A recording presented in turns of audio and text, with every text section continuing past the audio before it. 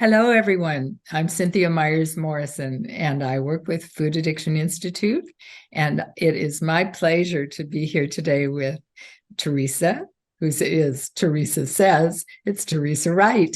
And she is one of our board members, and we're going to hear her talk about how she got into Food Addiction Institute and what her story is. Here you go. It's all yours. Oh, I get to do this myself. Yeah. Okay. I was raised in an alcoholic abusive family. And as many of us were in the years that I was a child. And I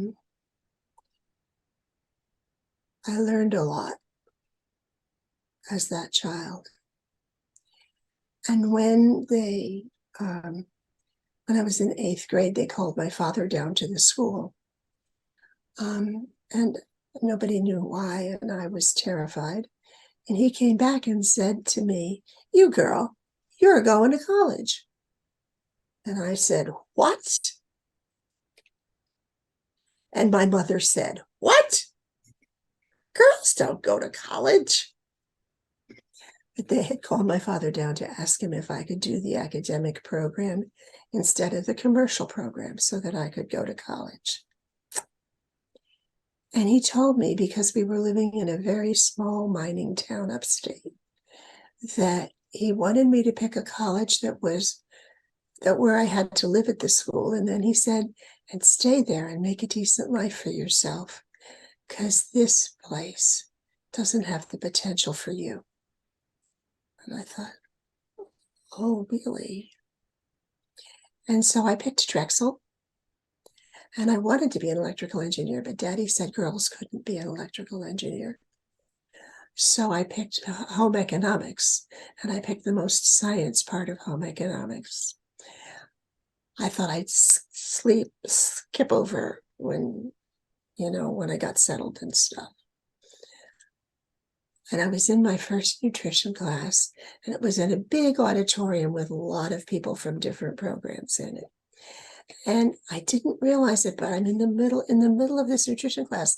I'm saying, "Stop, wait a minute," to the professor. "Are you telling me that the chicken I ate for dinner last night is going to become my heart, my lungs, my liver, or my eyeballs?" And he said, "Yes. And your kidney and your pancreas and the bones in your body and all of the muscles in your body are made from food." And from that moment on, I have been fascinated by the way the body uses food to digest and absorb and metabolize and make it into the parts of the body that need to be repaired or replaced. Or grow hair. I can be frustrated that my body is growing hair, but my body is going to take the food I eat and make hair or nerves or muscles. And when we go to an exercise routine, our body is going to build up muscle mass and use food to do it. I've been fascinated since 1964 about the way the body does that. And making a long story short, I got my bachelor's degree in nutrition. I got my master's degree in nutrition. I had 2 wonderful children. And having the children sent me back into the stuff that happened in childhood and sent me straight into a 12-step program. You can guess which one. And I loved the 12-step program, and it strengthened me and encouraged me. And I worked in hospitals for 15, 20 years. I worked at a burn center, and I was mixing the tube feeding formulas for those patients. And then I worked in regular hospitals. I always got critical care, coronary care, coronary rehab, and psychiatry. The other dietitian said I fit in best with the psych unit. They were right. Nothing I saw in 12 years in a psych unit was any different from some of the things I saw in 12-step programs and the families of people in 12-step programs. I could take down a psych patient better than any of the other dietitians anyway. It was fine. And then they called me from my daughter's school. She was in 6th grade. She was reading on a 1st grade level. No, I won't tell you that story. Well, I will tell you that story. And they didn't know where to put her for high school. And before this happened, I had a client come into my office who'd been to an otherwise famous hospital in Florida, and she wasn't eating sugar and she wasn't eating flour. And that was my first encounter with someone who didn't eat sugar or flour. That was really odd. And I thought it was going to be another fad diet. But then I got a feeling inside my heart because I had asked God to help me figure out. I remember I prayed this because I said, God, I'm very good at what I do. But some of the people I work with can't get better. And I don't know why they have such a struggle to not stay better when they get better. Would you show me something that would help me figure out how to really help these people who are struggling with food and eating and body weight?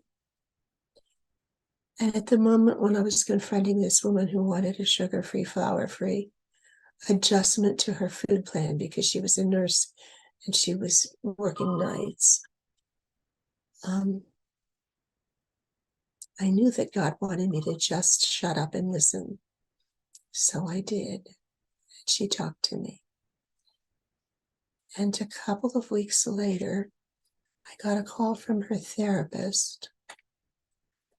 And the therapist said, I've heard that you know a little about 12-step programs. And I said, yeah, I know a little about 12-step programs. She said, come and meet me. So I sit down with this therapist, lovely little old lady. I don't want to say little old Jewish lady and mean that in any negative sense. But she was just a beautiful, lovely woman. And she said, now tell me what you do with your clients. And I did. And she said, I'll never forget. She put her hands together as though she were praying. And she said, well, Theresa, you're very good at what you do, but I have to share with you that you're missing something. And in that moment, I knew she had the answer. And I said, tell me what I'm missing.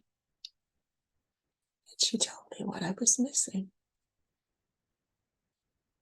And I knew before she was halfway through that she was right. And that was what was wrong with my clients who couldn't stay on their food plans. And I said, what would I have to do for you to teach me? And we had this long, serious set of arrangements. And I had to quit my job at Penn, University of Pennsylvania, because my daughter had to go to this special school and I had to drive her there by 9 in the morning and pick her up by 2:30 in the afternoon. And you can't work as a dietitian from full time from 9:30 to 2:30. So I was suddenly without a job and able to go to where she was. And we had an office across the hall from her office. And so the people she sent me would see me first, and then they would see her. And then she would come across the hall and tell me what I did right and wrong. And that's how I learned how to treat a food addict. And then I went to my 12-step rooms and I talked to my friends and I said, I can only see this lady one day a week. I don't have enough the tuition for the school for my daughter was bigger than our mortgage. I didn't know what I'd do. And people helped me. I've since learned that you can find anything you need in a 12-step room. Just ask. A woman would come to me and say, is it okay with you if I ask my boss for you to use our spare office and see our diabetics? And I work for a psychiatrist, and he's really getting frustrated with this group of bulimics that we have. Would you come and help? And before I knew it, I was working more than full time. And my daughter, after school, was answering the telephone and making appointments. And she graduated from that school. After 2 years, she was done. She was reading on grade level. She was going to a regular high school. And I said to my accountant, thank God she's going to a regular high school. I'm going back to work. He said, you can't go back to work. You have a business to run. And I said, what are you talking about? And he said, well, Theresa, it's like this. I don't have any idea why people pay money for you to talk to them, but you're on to something here. And this is what we're going to do. We're going to incorporate you, and you are going to run this business. And that's the way it's been for 34 years. I haven't yet had to advertise for a client when I believe that this is where God put me because I asked him to. I believe that this is the job that God wants me to do for my life. And I am so grateful to have it. Every time I need clients, I get on my knees and stay there till the phone rings. I believe this is what God wants me to do. Every time I've tried to go to a regular job, the barriers have come up straight in my face. And I know that that was not what God wanted. And when I don't have enough clients, I don't get on my knees so much as I sit down and have a talk with the boss and tell him, I need to pay for this and I need to pay for that. Would you help me, please? And the phone starts to ring. That's my story. That is a wonderful story. I'm so grateful that you shared it with us today. Truly. Thank you.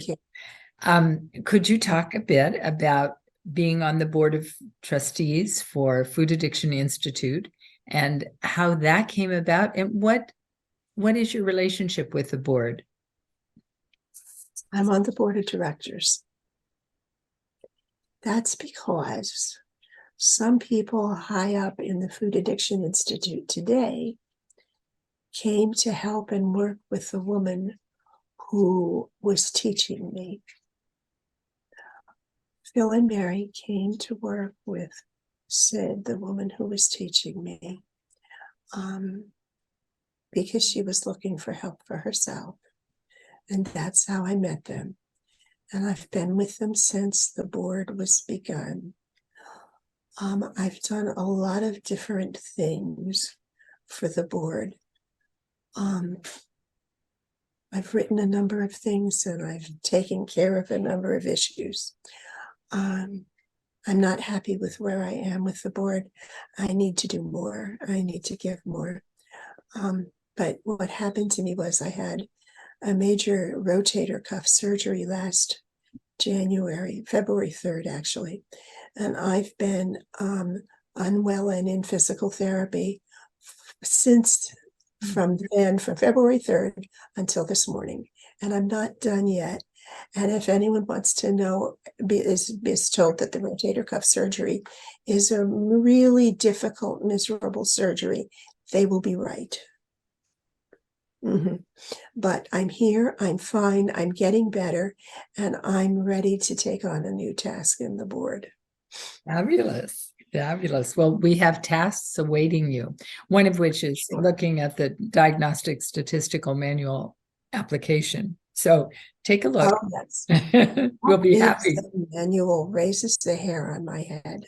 Ooh. What really convinced me that food was an addiction for people is my knowledge of Alcoholics Anonymous. Alcoholics Anonymous has a rule: tolerance, cravings, withdrawal is addiction. If you can eat more or drink more than everybody else down the street, that's tolerance. If you really have periods where you're desperate for a drink or desperate for an ice cream, and you feel like you can't wait till you get it, that's a craving. And withdrawal is a set of symptoms that happen reliably as you put down your drug food, whatever that drug food is. When you put it down, there's a reliable sense of these are the symptoms that happen when you put it down. And I actually have made a chart that I give to my clients that say on what day they're going to have anxiety, irritability, and mood swings, and on what day they're going to want to kill people. There is a day of the month that my clients want to kill people, and that's part of their withdrawal. And I have their husbands.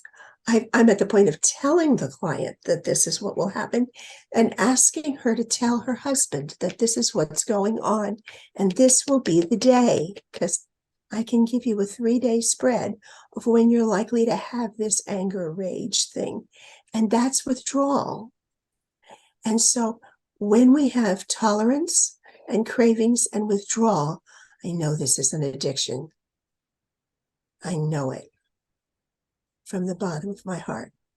I'm very grateful to God that I don't have a food addiction, because having a food addiction and talking to the people that I talk with every day about their food addictions would be triggering for me, I think. So no, I don't have an addiction to food in general. I can eat just about anything but lobsters, and lobsters give me hives all over my body. So I can't drink. None of that. Well, thank you. I want to work on that with the Food Addiction Institute. Yes. Can I ask you what the day is? Because I know our listeners will be wondering, which day is the withdrawal day that you want to kill people? The 18th, the 19th, or the 20th. And then from the 20th to the 30th, you're going to have cravings and you're going to have brain fog. And you're going to feel like you can't think clearly, and you don't know what's going wrong with you, and you wonder if it's your psych meds. And no, just wait till day 31. I actually went to Chicago and took a course years ago from a man named Terence Gorski, who was the primary person about food addiction, about addiction and withdrawal. And that was where I learned how to look for withdrawal. Thank you for sharing that. That is very useful information. Very useful. Very definitely. You get those symptoms every time you put down the drug food. Whatever your drug food is, when you put it down, you're going to get the symptoms. That's I have some experience with that. Definitely. Thank you so much for that. Now, what are your hopes for food addiction and recovery? What would you wish for if you had your magic wand? Mine are all broken, I'm sorry, but we need to get one. We need to get the DSM to put food addiction in. And we need to get individuals need to get a more pecuniary, that means money-like, isn't it? Because the most refined foods in our grocery stores, edible food-like objects is what they have been called. Who was the president of FDA when he said they were edible food-like objects? But anyway, those are the ones that the manufacturers pay this grocery store to have at eye level when you're shopping. Those are the ones that are the end caps, the part of the end of the grocery line. When you or I read a food label and we don't understand the words in the ingredient list, we understand all the words on the front of the package. It looks wonderful. But when you get to the back of the ingredient list, what's xanthan gum? What's mono and diglycerides? What's inulin? Mm-hmm. What's erythritol? Erythritol is the best one. It's a sugar alcohol. That means anybody who eats enough of this who's alcoholic will trigger themselves. Anyone who eats enough of this who's a food addict, a sugar addict, will trigger herself. Oh, goody, we can capture all the alcoholics and all the sugar alcoholics in one food. But anyway, 85% of the products in the grocery store are man-made, artificial, or overprocessed. If you would just take those out of your diet, if it was made by God, it's fine. If it was made by man, don't eat it. If you did that, the restaurateurs, but the people who run grocery stores would have to stop carrying so much of those products. The manufacturers would make less money. And that's all fine, but you would have no more problems with food. You could be free of this. To be free of this, to have your whole brain, to have the opportunity to think clearly, to have the opportunity to stay at your normal body weight and not need another diet, to have the opportunity to have a relationship with God as I understand God. Those are such precious gifts. And to have the support of a 12-step program where you can call somebody up and say to them, I'm falling apart. I don't know what to do with myself. And that person says, let me pour a cup of tea and we'll talk. That's so precious. So the gifts of recovery are so magnificent and so precious that it's worth the sacrifice. I don't want to use the word sacrifice, but it's worth putting down the edible food-like objects to get all the rewards of recovery.